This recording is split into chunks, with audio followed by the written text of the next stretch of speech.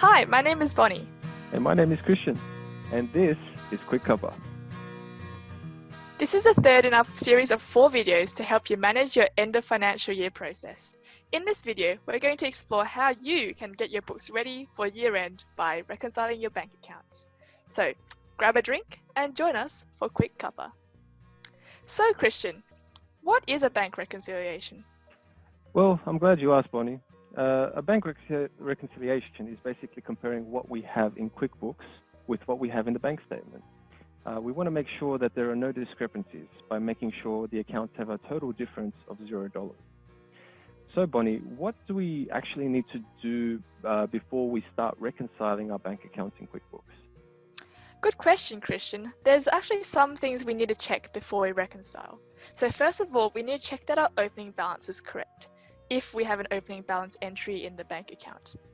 Second, we have to make sure we have a bank statement at the ready and in front of us, either as a printed copy or logged onto your internet banking. Third of all, we have to make sure that we've added or matched any outstanding transactions from the For Review section of banking. Otherwise, those transactions will not show up in QuickBooks and there'll be discrepancies. Now, Kristian, I've started reconciling, but I'm getting a message that my beginning balance is off. How do I fix this?